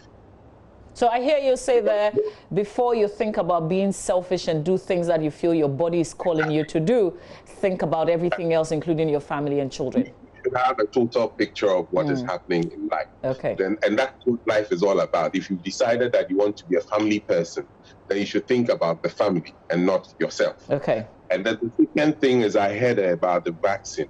These are my personal opinions. They are not, you see, history has shown us that we've always had challenges of having respiratory vaccines that for respiratory viruses. And so I am a bit wary of trying to force and push a vaccine in as quickly as possible, because there's been instances where vaccines that have been produced actually resulted in people becoming more severely ill when they came into contact with the real virus. And these were also respiratory viruses. So my point is that if we're going to get a vaccine, we need to make sure that that vaccine is properly tested, clinical trials. You know, they can speed up clinical trials, but in the end, you want a good outcome for the vaccine so that when somebody encounters the virus data, it will not become rather detrimental to the person's health. Okay. So it's important for us to focus on prevention and to look at ways in which we can live our lives. All right. In the current context that we have. Okay. and hope that we will even get treatment, because even if we get good treatment, reliable treatment for the virus itself, then what we would be doing is that we probably will gradually have to accept that we will have to live on. The vaccine also depends on the kinds of vaccine. My literature tells me coronavirus antibodies may last for 3 years. So is it that we're going to vaccinate ourselves constantly every 3 years? There are many issues involved. It's not just producing a vaccine and using the vaccine. I guess it's a matter of time, right? But Prof, thank you very much for your time this morning. Thank you for helping us with this very difficult, tricky issue of intimacy around this whole COVID-19 times. There's a question, or somebody sent me an issue with your sick son. We're going to try and see if we can connect you with Dr. Kama, who would help you. So please, you've sent me a message. I may not get back to you immediately, but I will before we close the show. Now, we will take you to Kumasi. Remember that over 40-year-old maternity block that's been abandoned? Well, we put the spotlight on it, leading as was said Kwame Boateng, our colleague. Well, there's good news this morning because President Akufo-Addo is going to cut short for work to begin. Said Kwame Boateng is going to come to us live from Kumasi, the venue this morning. But before that, here's a report taking us through the journey about how this whole project began. Lives were being lost on a daily basis as a result of congestion here at the Komfo Anokye Teaching Hospital, Ghana's second biggest teaching hospital. Yeah, our mortality rates are around 20%, which means that a fifth of the babies who come in will end up dying. So that would try maybe what? On a bad day, we can lose 6-7 babies. We've had days when we've lost as many as 10 in a day. These heart-wrenching statistics from Dr. Jikua Planjuru, head of the hospital's mother and baby unit, were not the only worrying fact about the facility. Expectant mothers also had their share, according to the former head of the gynecology unit of the hospital, Professor Bafu Opoku. In 2012, we had 152 deaths. Mothers. 2013, 126. 2014, 108. 2015, 102. And last year was 91. All these were as a result of congestion. Congestion that made women in labor join queues and each wait her turn to give birth. Some of them will deliver in the corridors. And it's not the best because you have to be in a particular position to ensure effective, safe delivery. So assuming the woman is standing and the baby just drops onto the ground, apart from the baby sustaining injuries, the mother will also sustain what we call genital tract injuries. This same congestion meant doctors and nurses at the mother and baby unit had to put up to 4 babies in one cot or incubator. Each of these babies is carrying his own set of bacteria, and then they are sharing. They are passing them on to one another. How dangerous is that? Baby may come in with, your baby may come in with one infection, and then just as he's getting well and he's about to go home, he picks another one from his cot mate, and sometimes as I said, babies can die of infections very easily. A few meters away from where these avoidable deaths were being recorded was the perceived panacea to the congestion. An almost 1,000-bed maternity and child health unit started in 1974 but had been abandoned. This didn't sound right. Need not play politics with our health, and in particular this building, because all the governments have come and gone. None has been able to just finish this to take care of the people who go and queue to vote for them every year, especially our mothers and children, who make up the largest population of this country besides the men. These concerns triggered the Next to Die documentary, which was first broadcast on 13th March 2017. This documentary shook people in Ghana and beyond, and it made many people angry at the reality of mothers losing their babies after 9 months of pregnancy.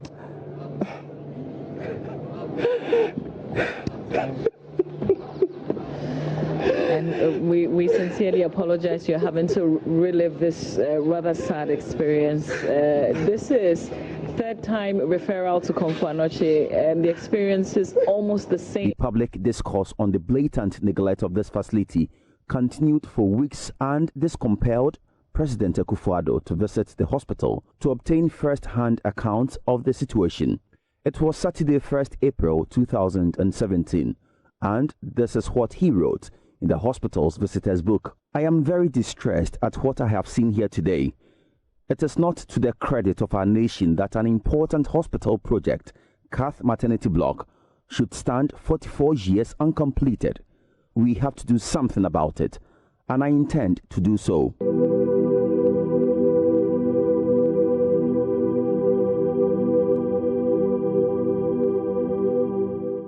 Contractors who were working on the project had told Joy News about $75 million was needed to complete the project. They could finish the project in 2 years. These 2 years waiting period meant more debts, so the Multimedia Group and the First Lady Rebecca Akufo-Addo had to intervene and raise approximately $2 million to construct an emergency ultra-modern maternity and mother and baby unit in a record time of 6 months. I saw drawings of it, but I didn't know this is how it would turn out. I'm really amazed and overjoyed at what I see today. And indeed, this facility helped to significantly improve the situation, save lives. But to further reduce the deaths, the abandoned 47-year-old building needs to be completed. Government has secured 2 credit agreements from the Deutsche Bank and the UK Export Finance, totaling €155 million to continue the project. Parliament approved this loan on 12 April 2019. All is set now for work to start on the facility, and on Friday, 15th May, President Akufo-Addo will cut sword for work to continue on the project. The chief executive of the Komfo Anokye Teaching Hospital, Dr. Ohineba Owusu-Danso, says this would be the best gift the hospital would have ever received. The fact that it is a facility within the center of Ghana that offers some unique specialized services that most regions don't have. The entire 5 regions in the north, their referrals come to us, even including the central region. So we need that facility to actually expand. In fact, where we are, as I've always indicated, the Accident and Emergency Center in Komfo Anokye Hospital is almost always full. It's all because we are getting referrals here every minute, every hour, because of the lack of facilities in all the regional areas that I have just indicated. And therefore, we need to have a very good space to transfer the patients out of the emergency area beyond their emergency care. And that is why the incoming project is very, very critical. Well, from the Multimedia Group, we would want to thank you all for helping us push this agenda for better health for the mothers and babies in and around the Ashanti region. And great work since then has resulted now in the president going to cut a sword. And Mamavi, we do have Seth Kwame Boateng, the person who is the genesis for all this, again to wrap it all up for us. Absolutely. This also took the Super Morning Show on radio and the AM show to Kumasi, to highlight a lot more. The First Lady stepped in appropriately and, helped with an intervention. But finally, this over 70-year-old project, Seth Kwame Boateng, is going to continue and be completed. Tell us what you can report. Well, Mamavi, because of the face mask, you can't see the smiles on my face. But behind me is the now 47-year-old building. It was started in 1974. And I am happy. I believe you are equally happy. Roland is happy. And the entire country must be smiling today, because this is not going to serve only the people here in Ashanti region. Remember, Komfo Anokye serves about 6 other regions, so it's a national affair. That's why we are all excited, and I'm happy. I'm at the premises where the program will take place. They had to change the venue because of the numbers, so they will be able to control the numbers. That's why you can see moving things to a new place. Now we are doing it at the premises of the old building. Initially, the plan was to have the program or the event done at where we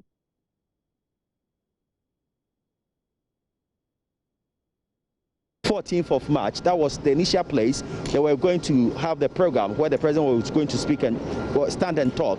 But because they want to control the numbers as a result of the social distancing, they had to change things and bring it here.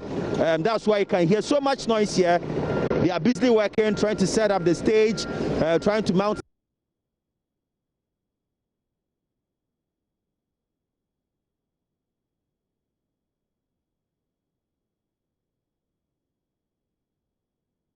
Well, we've lost a feed there, but again, the conversation continues, Mamavi, about generally how we should be receptive, but also continue projects that have been started not only by previous governments, but decade-old projects. And, well, Seth is back. Do we have the feed now? Yeah, continue.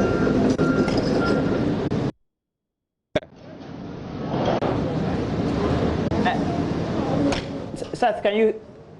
Roland, I can hear you. Yes, okay. And ultimately, from your narration, it means that some activities or actions will be taking place this morning. Comprehensively, if you have the program, what can you tell us by what we have? Okay, so the president will be here himself to cut sword for work to start. Otufo Asantehene will also be here. But I don't think he will be talking, but the regional minister will talk. It's a comprehensive program, but they don't hope that it will travel for a very long time. So when the president comes, the CEO of Konfo will welcome him, the regional minister will also talk, then the president speaks, and the rest continues, and he will cut sword for work to officially start on this project. And the information I have is that the contractors, that is contractor, they are the new engineers going to work on this project. They had told government that it was going to take them 3 years. You remember when we did the Next to Die documentary, we were told by the previous contractor that it would take them about 2 years to finish. But because of the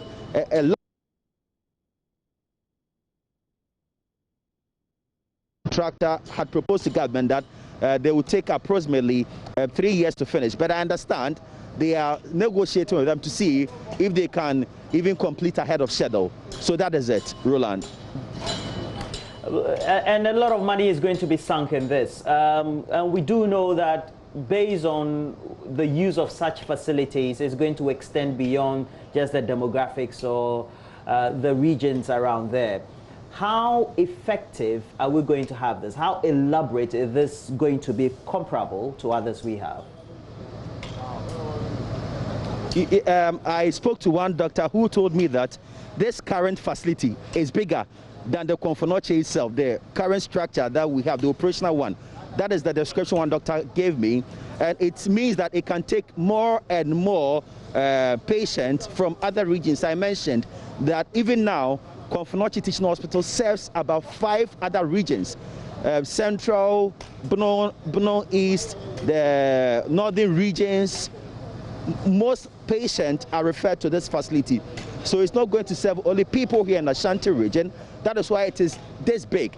It has the maternity unit, it has the child health center, a very huge one, I think one.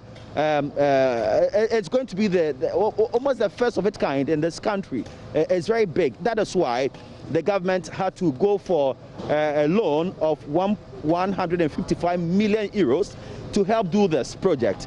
So it tells the premium that not only government places on this, but the entire country places on this very facility, Roland. Seth, this has been abandoned for 47 years. How sure are we that we will not abandon it again? Well, I cannot speak for government at this moment, but what I can say is that we have been told that the money is ready. I remember Parliament approved that loan in April 2019, and the money is in. This program, what is happening today, should have taken place early January, but because the president wasn't available, they had to postpone it to this time. So the assurance we have is that the money is ready. In the past, government had said there was no money. That was why they had not been able to complete this project, which was started in 1974.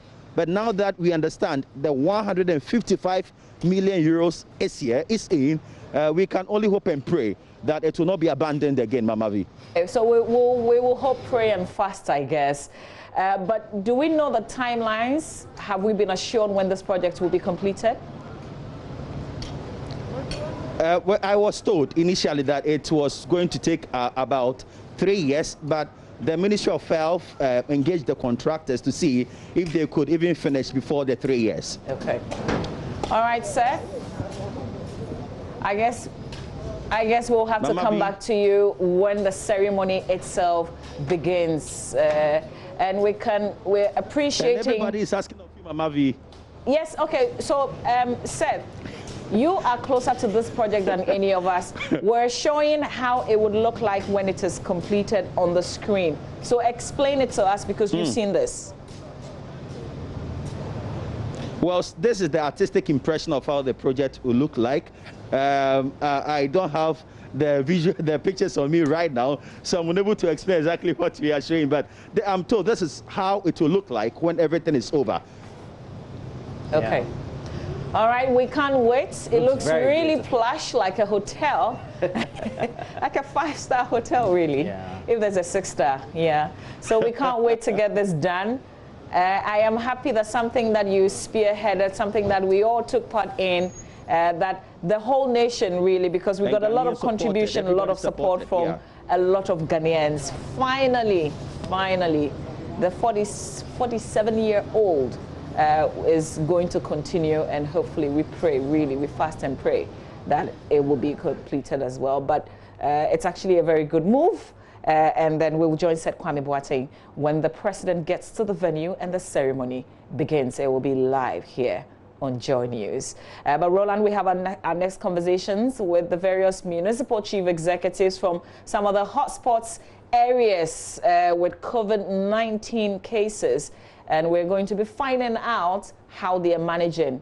Their hotspots, are they addressing the issues as hotspots areas? Yeah. So that's all coming up. Roland? Yes, definitely. And as you find 3 of them on your screens, we have to introduce. And look, we have, can we have them introduce themselves? Okay, so let's start with Patrick. Can you all hear me? Hear us here in the studio? Yeah, we can hear. I can hear you. Okay. I can hear you. So we've got Mr. Patrick Kumo, MC for Wejak Bawe. Can we hear you say hello, sir? Okay, not quiet. We've got to fix that. But we also have Mr. Simon Kweku Tete, who is MC Lower Manya Krobo. Can we hear you say hello to us, sir? The Lower Manya Krobo MC. All right, so we've got to take a breather. We have to work on this connection, but we'll bring you this conversation up next. Stay with us.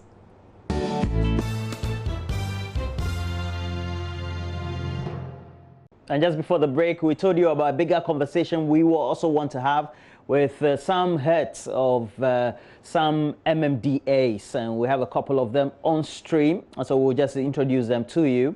And we're ready. Good morning to you. Okay, so we're.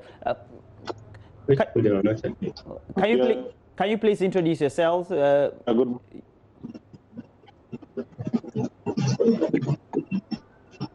Good morning. Hello. Yeah. Good morning. Please. Good morning.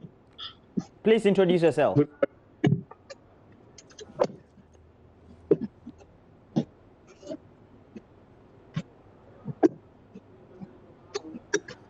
Well, so we have Dr. Jacob Mahama. He is the Western Regional Director of Health, and we'll put him on your screen very soon. And alongside him, we also do have a representative of who is the MC for Lower Manya Krobo, Simon Kweku Tete. Good morning to all of you. Good morning. Yeah, great. Now, we want to have a bigger conversation on the subject of making sure we enforce the various protocols in our various areas. And I have to start with the Lower Manya Krobo MC, Mr. Kweku Tete. How are you doing that in your area?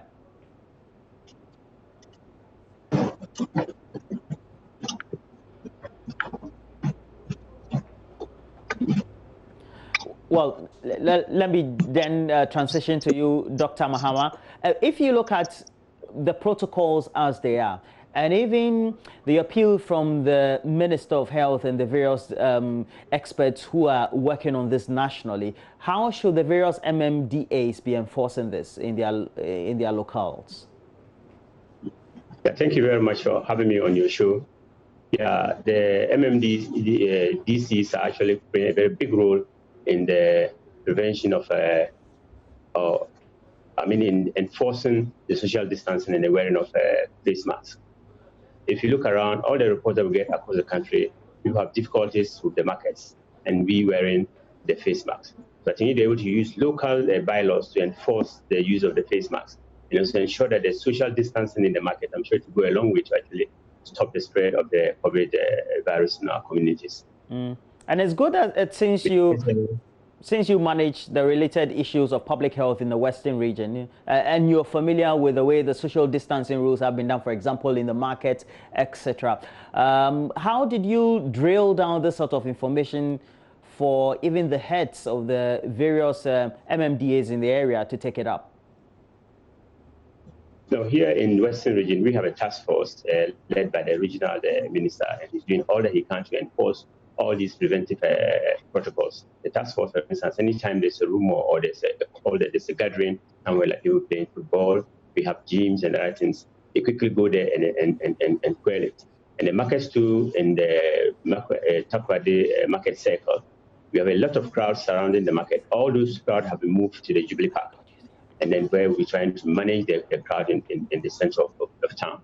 I mean, we had a lot of donations of our PPEs, which the minister has also distributed to the various MDs and also the facilities in our region. It started so well. Is it still continuing that positively in terms of the social distancing, how you're maintaining the wearing of face masks and the washing of hands in the Western region?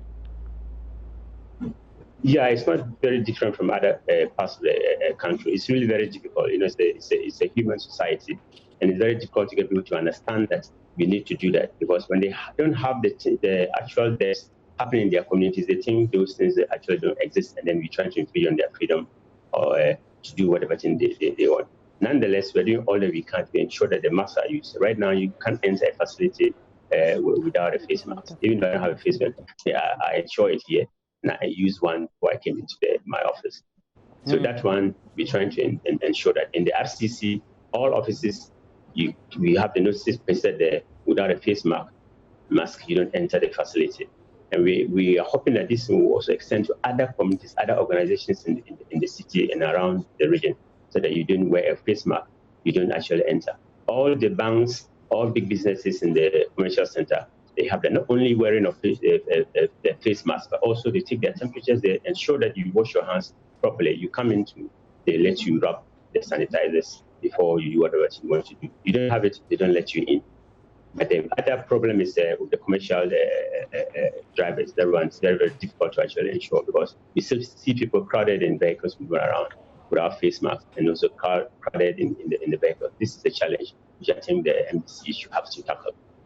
The behavior of the citizenry ultimately has an impact on the public health, and ultimately also affects the way the cases are reported at the various hospitals.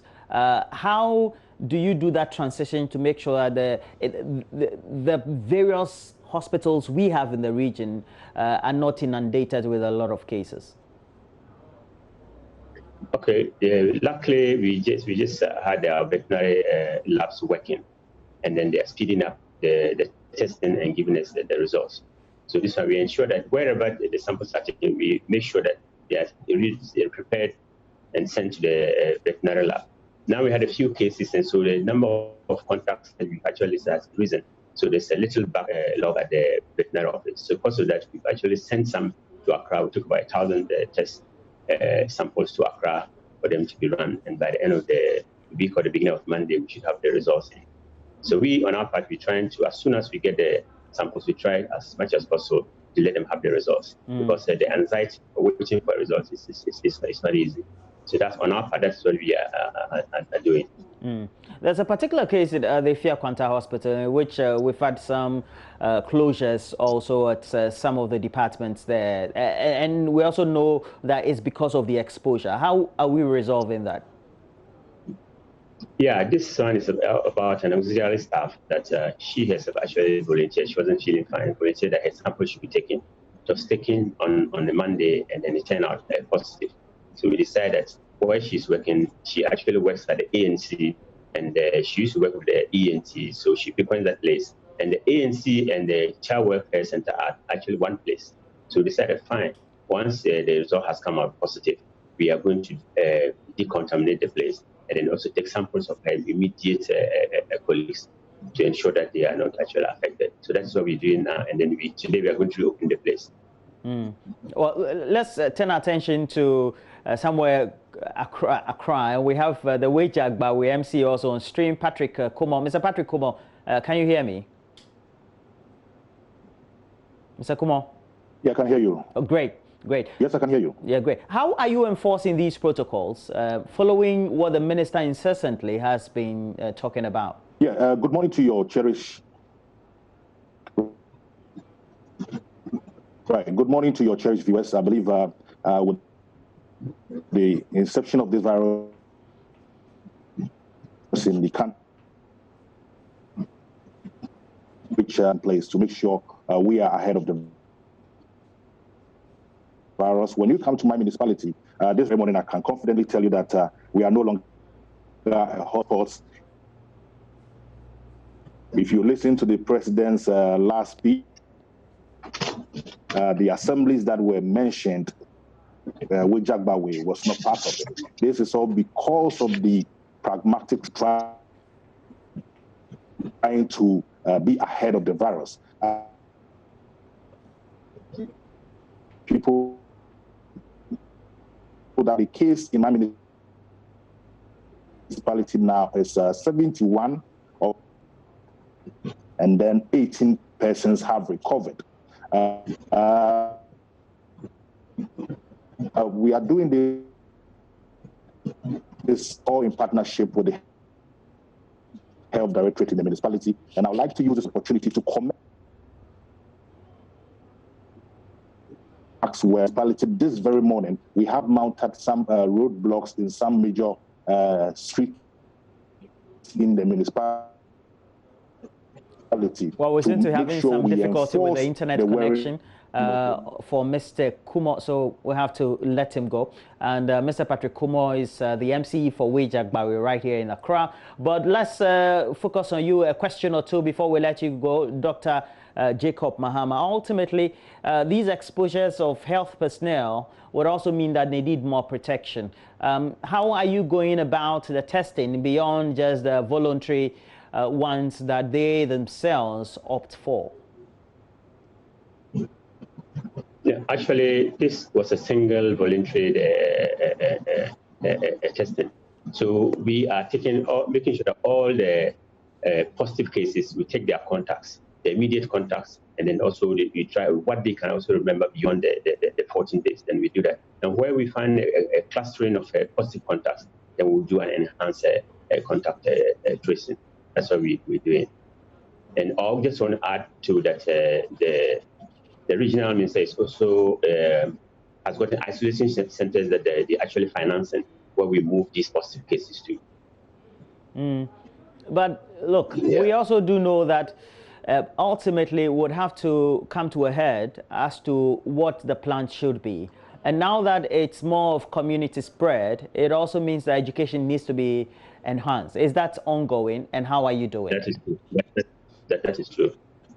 Every morning we have a health promotion officer in one FM or the other. Okay. And then in every district, the DHMT is also engaging in community conversation with the people in the community, trying to bring down stigmatization. That is the most important thing. Once you are infected, people think they should keep away from you. That's a paradox.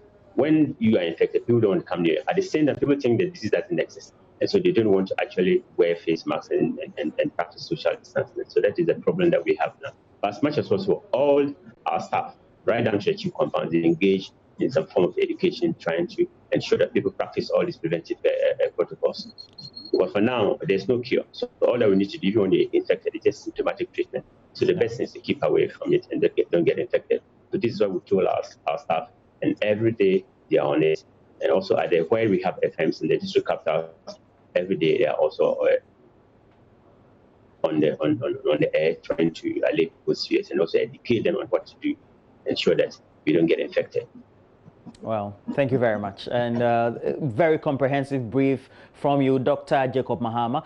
And now he is the Western Regional Director of Health, helping us with a greater conversation as to how the various MMDAs in the Western region have been going about business, making sure that they provide education, as well as take care of the various health facilities and the personnel, and also engage with a team that is headed by the regional minister to fight coronavirus. Where, again, I have to take a break. When we come back, we have Flo Kingston, who is our artist for the next segment. And Mama View Osabwaji comprehensively will have that interaction for you. Stay with us.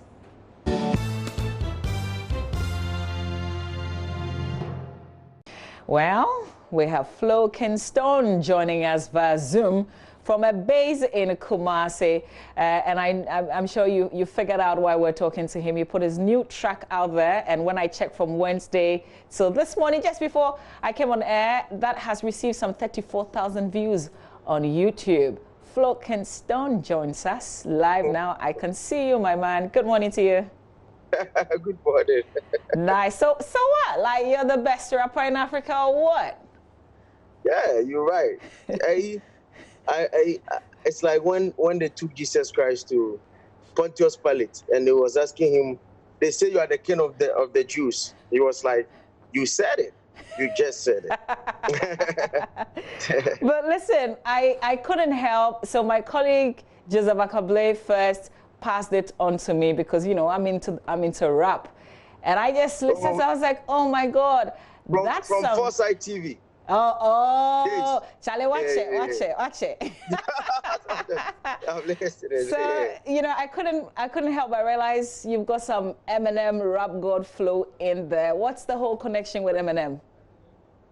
Well, like I was explaining in the song, you see, like we have different types of rappers.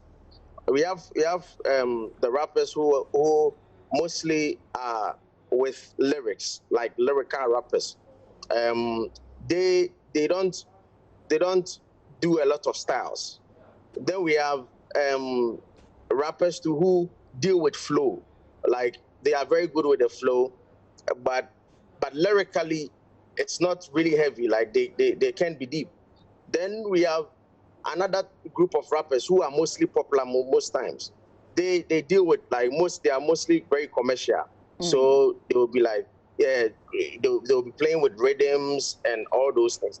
Then we have another group of rappers who does all of these things I'm saying at the same time.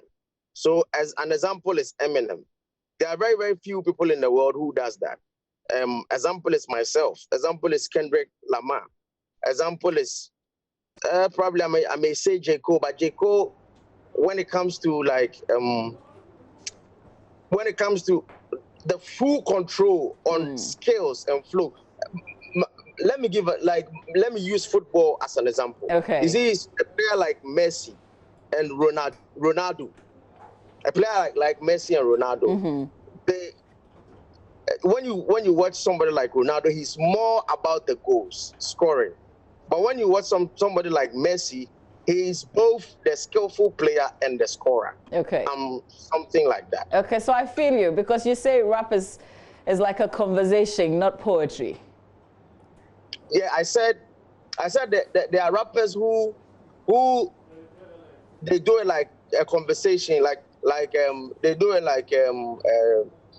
like just in conversation, and they put rhymes to it. And we have rappers who go a little more further by being by using poetry. Okay.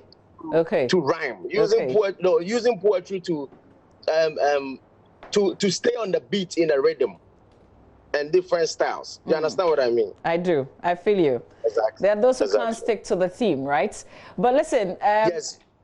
Around this period, I also wanted to talk about a side that I'm not sure a lot of people know. You're biochemists by training, by profession. Yes. Are you still practicing? Yes, Are you still practicing? Yeah, I mean, right now it's all in my music, but I mean, not a while ago, I was working at the lab. So wait. Flokin, you're a frontliner in your music? Yes. But you know, but it came to a time I was working at the lab, I was working at the hospitals and all that, you know, like working with blood samples and all those things. I mean, I've done that, but I felt like I am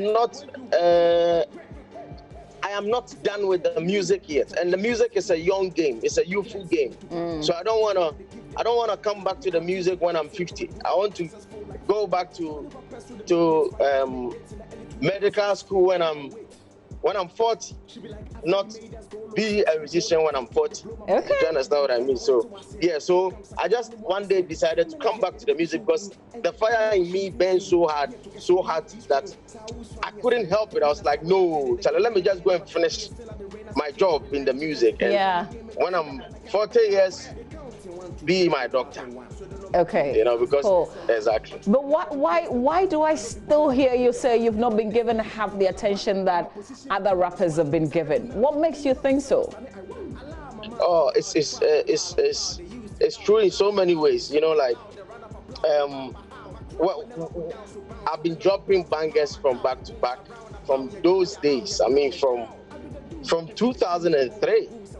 You know, we've been dropping most of the dopest songs ever made, like Simple, like Wangalong, like, you know, and a song like Simple, it was the biggest song around that time.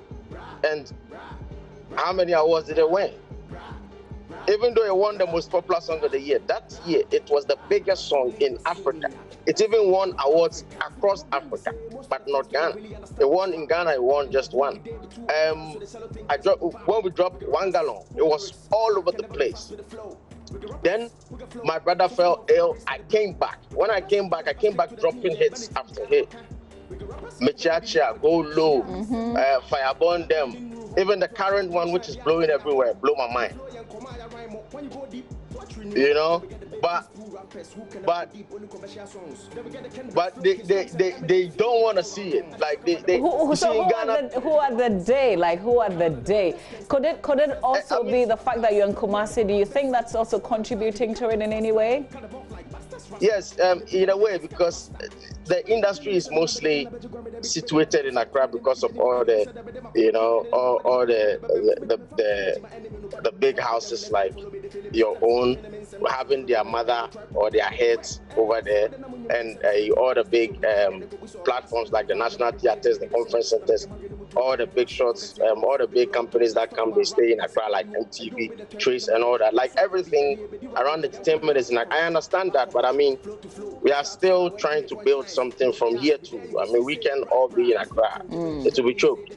Yeah. So, in spite of that, we are still pushing to. I mean, like, there's a lot.